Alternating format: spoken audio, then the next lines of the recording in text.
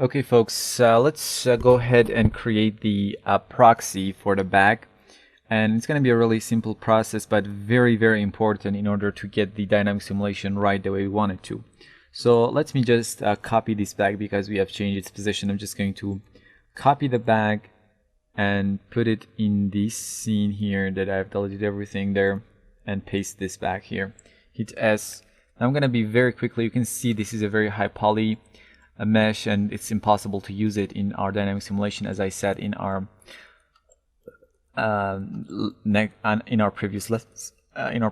Let's go ahead and really simply, I'm just going to create a simple cube, and let's go to maybe, let's see how much is that. Let's go to something like maybe 0.2, and I'm gonna put this guy in under my bag here and zero out all of the coordinates for it. So as you can see now, it's exactly aligning to the bag. Let me go to the top view, and I'm just trying to see and adjust this guy as I see it fits. Let's go to here and see what we get. Now, as you can see, it's not too bad at all, even though I think it could be a bit wider. Yeah, let's go to something like maybe 35. Okay, now that's great. Now let's go quickly create the site. Put this thing out of here. I'm gonna control drag here and hit C. Go to your axis center and change the Z here to positive or negative. Yeah, let's go ahead and rotate, and let's see what we can come up with. I think something like this is, generally speaking, is enough. Yeah, we can actually change that later on if we think it's necessary.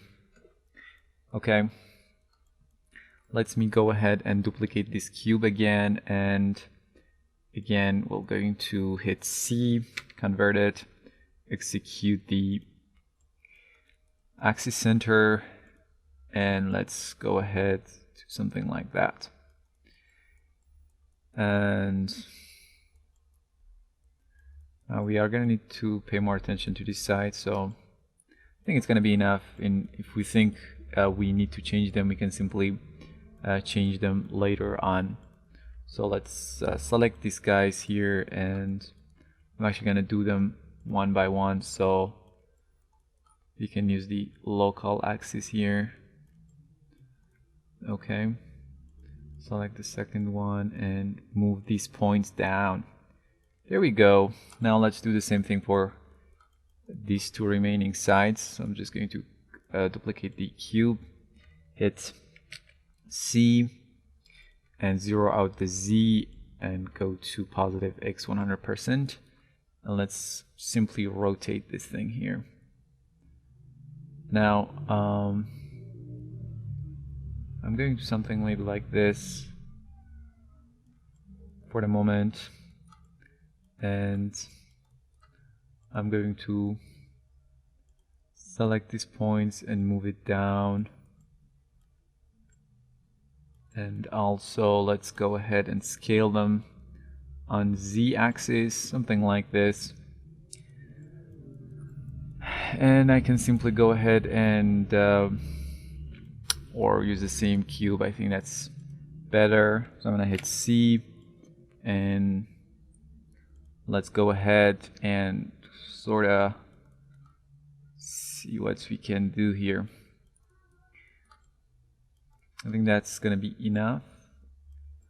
And let's go to the points and select these points here. Sorry, I haven't selected all of those. Make sure, yeah, why it's not get selected. Turn off the only select visible elements and move them down.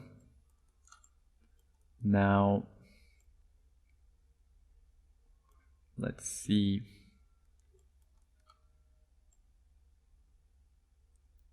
Okay, now that's we might actually need to change some of these guys in order, you know, if we don't change this proxy and we use this proxy, the spheres that we're going to use to fill this box possibly stick out of this side and this side here. So let me just quickly do that. I'm going to select these two guys, and I'm going to hit UB, select this string selection, hit MF to have create an edge cut, apply that, and also I'm going to hit UB MF, apply that edge, and I'm going to use UL to select this loop here and put it down, sort of.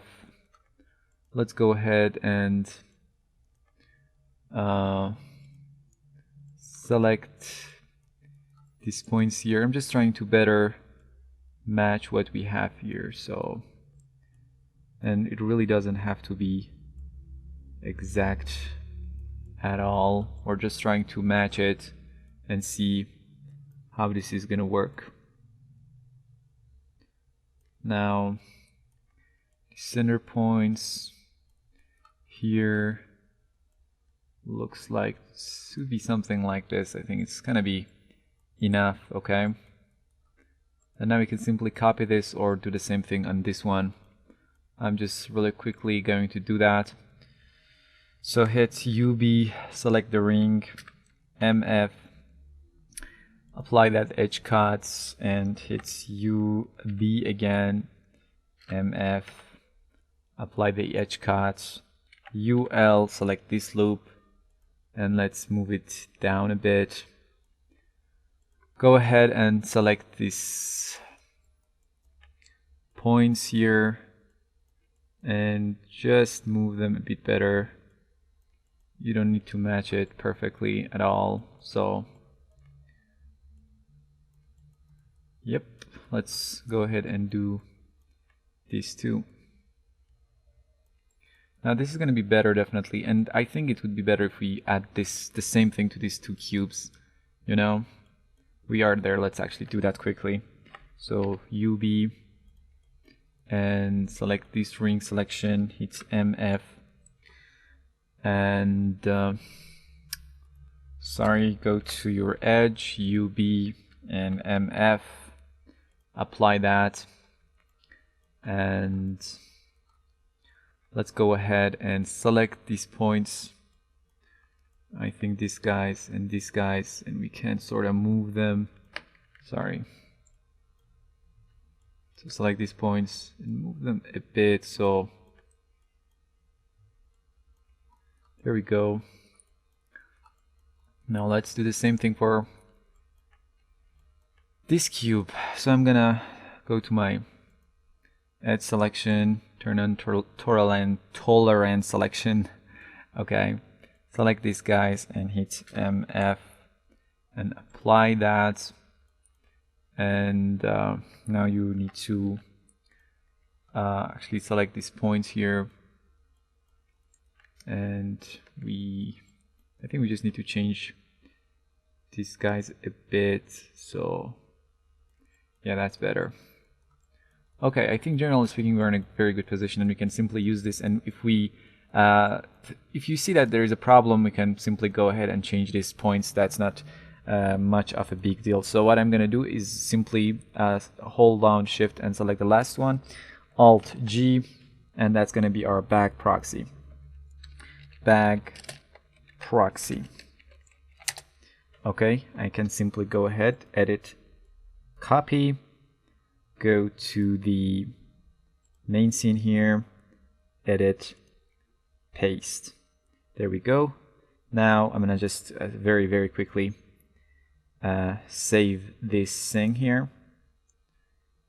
Okay, 0405. And yeah, in the next lesson we are going to be able to actually start filling up this box with these small elements and put the main logo into our box. And in this lesson, we basically created the proxy and replaced the proxy that we're going to be using instead of our bag in our dynamic simulation. This proxy won't be visible in our final render. We're just kind of use it as a dummy object, as a proxy object, as a help object to basically help us to get the dynamic simulation done. See you in the next lesson.